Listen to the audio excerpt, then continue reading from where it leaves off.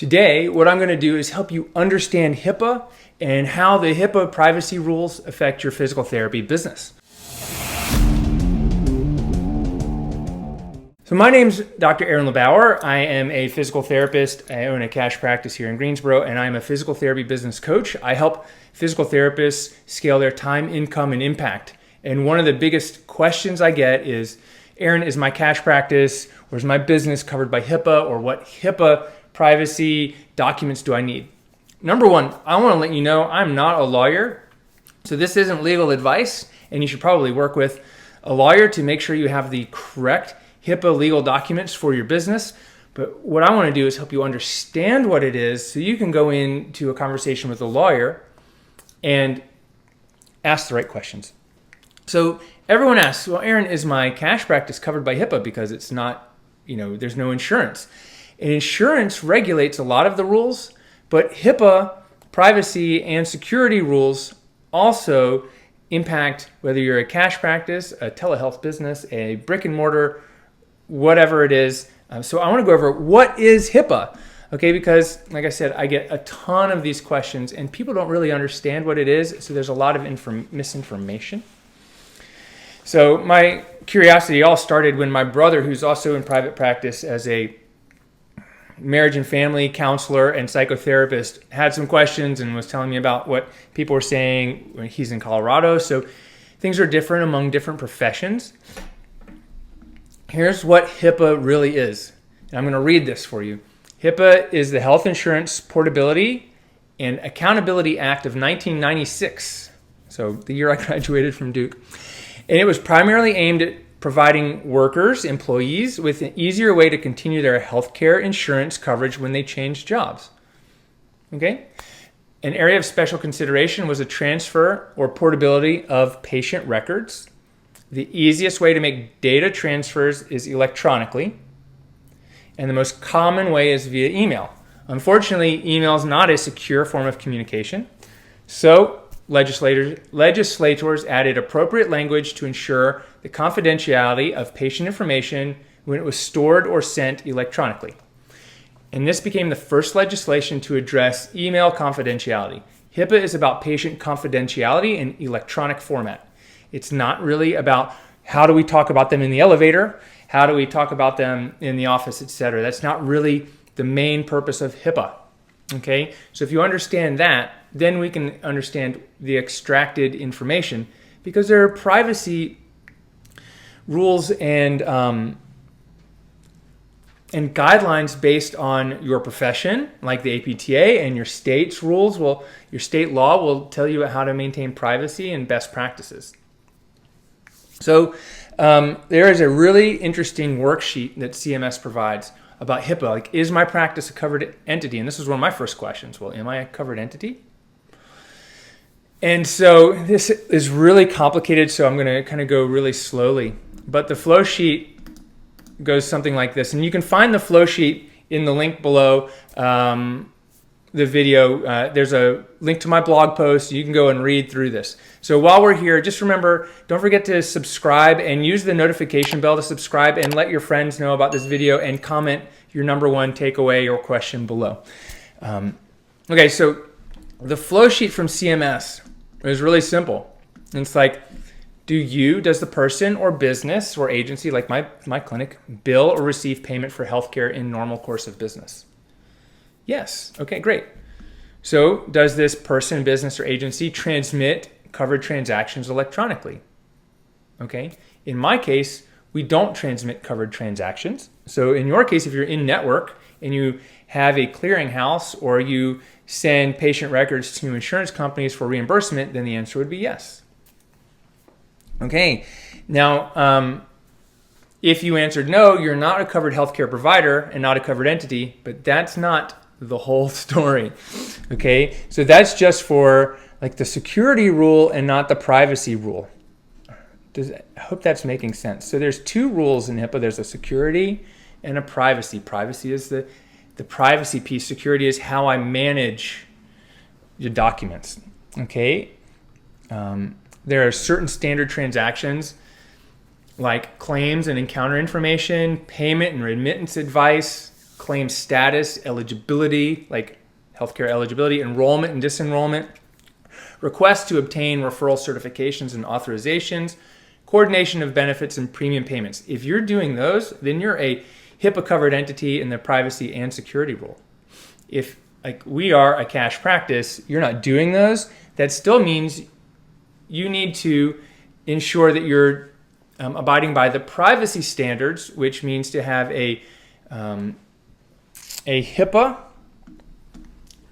statement of privacy practices available to your patients, whether it's through their intake forms or in your clinic waiting room or on your website. And we have that in all of those places, and our patients sign as part of their intake that they're aware that they've received access to this. Does that make sense? So certain standard transactions are these transactions I've said that we do, but if you do them on fax or by a phone call, that doesn't require it to be a HIPAA covered transaction, because it's about taking these actions and transmitting patient data electronically. So if you're doing it via email, right, so it's a certain standard transactions plus electronic transmission of data, it equals a covered entity status. HIPAA privacy rule allows healthcare providers to communicate with their patients electronically via email, provided you establish reasonable safeguards when doing so. So you can communicate with your patients via email. Like everyone does it, you can do it. Okay, you just need to provide reasonable safeguards.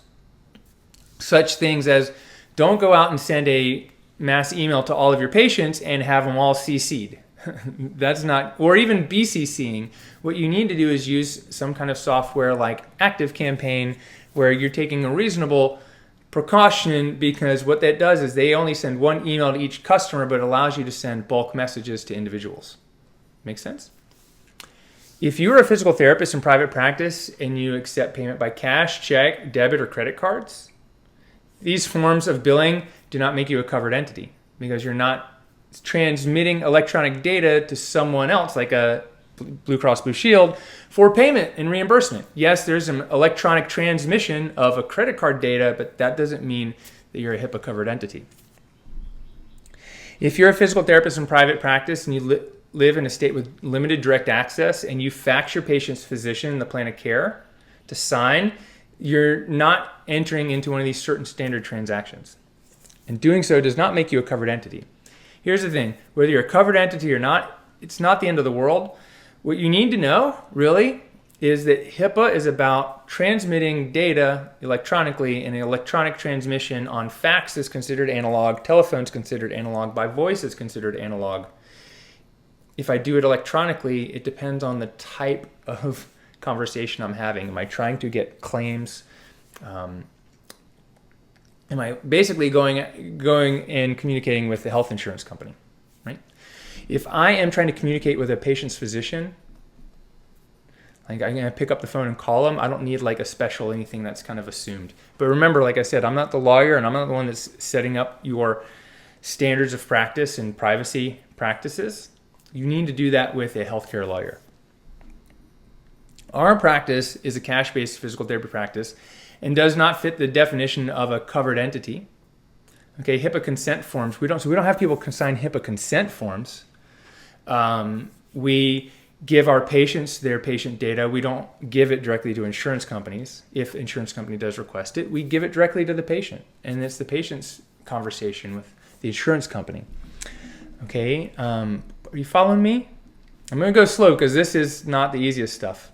Okay, after going back and forth with my healthcare lawyer a few times, since I first looked up HIPAA information and I wrote the blog article that's linked to below, we are not a covered entity and we didn't sign a BAA with anyone. And I realized, well, because not all the information was on the CMS website.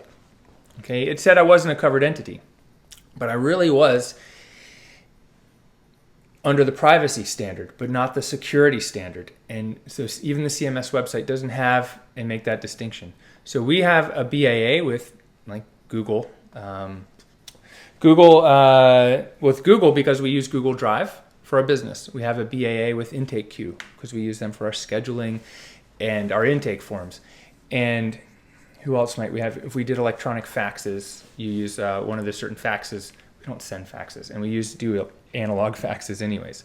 So you got to understand that in order to use something like Zoom, if I want a HIPAA compliant Zoom portal, I have to get the Enterprise Edition, which is about $200, but I can go and pay an extra $10 to Intake Q and get HIPAA compliant telehealth for $10. So because Zoom won't sign the BAA because they don't want to take the responsibility, but someone who's already got a HIPAA compliant portal will likely do that. So we still, like I said, we still use analog fax, and we don't send patient notes to insurance companies. We send them directly to patients. Our lawyer also recommended everyone sign that they've received our HIPAA notice of privacy practices, and we have patients who give us testimonials for us to use, like video, written that we put on our website, etc. Sign a photo and video release form. Okay, that's outside of HIPAA, but it's more of a privacy thing. If they leave it on a Google review or Facebook review or Yelp, I don't go after them to have them sign it because they've left it publicly. Does that make sense? So this is how we comply with the rules. There's a lot more to it, but what I'd love to know is what's most confusing for you about HIPAA. Leave it in the comments below. I think the number one thing that scares people really is the fact that they feel like, okay, if I don't know this, then Big Brother's going to come and get me and I'm going to get in trouble, right? But really, this rule is written for portability of patient information when they change jobs. And if you put in your best practices, like you have a lock on the laptop, you have a password to get into the laptop, you have a lock on your door, and you have patient files in a cabinet, and someone breaks in, you've done your best. You know, like you've put in reasonable controls to keep people from taking the information, right? That would suck if someone broke in. But you've done your best, and that's what you need to worry about, is do your best. Okay, so click on the link below to get all the details. Go read the blog post that I've written. I spent a lot of time writing it and very clear. Read it a couple times. Watch the video and then comment your number one question below. Like and share this video and subscribe using the bell. And I'll see you guys on the next video. Thanks so much.